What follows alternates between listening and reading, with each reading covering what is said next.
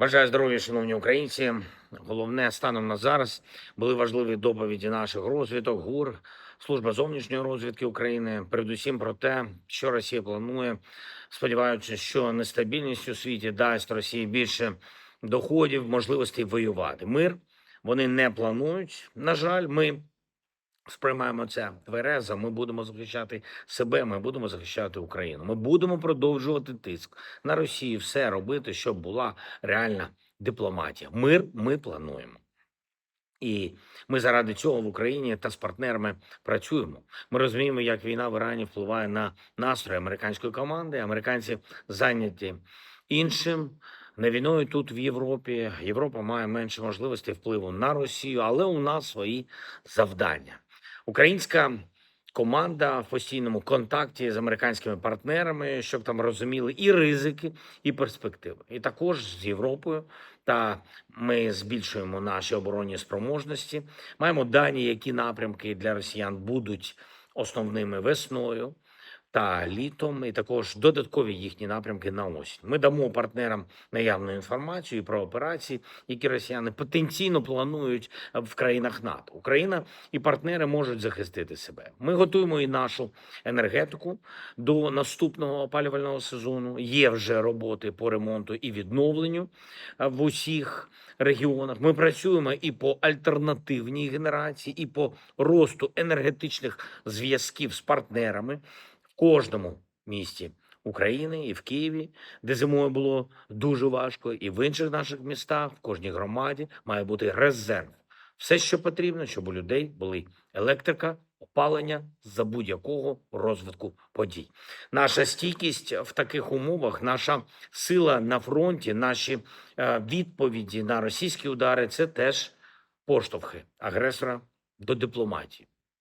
На цю п'ятницю призначив широку нараду з урядовцями, військовими, представниками місцевих влад, наших громад, з представниками енергетичних компаній України, щоб там, де зараз є відставання від графіку робіт, де потрібно додаткове фінансування, де потрібні додаткові генераційні проекти, щоб були ухвалені рішення.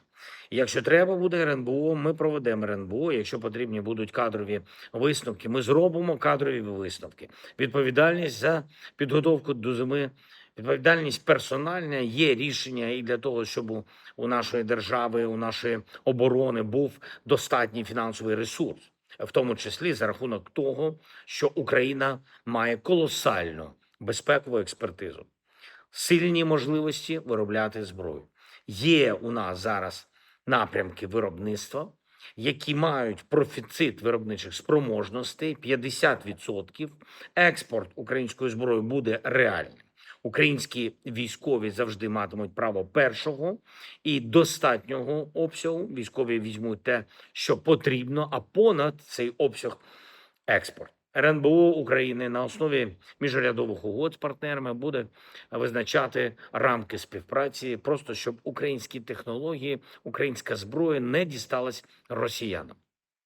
Урядовці разом з РНБО, разом з нашими спеціальними службами готові спростити бюрократичні процедури, умови роботи в Україні, зберігаючи необхідний експортний контроль.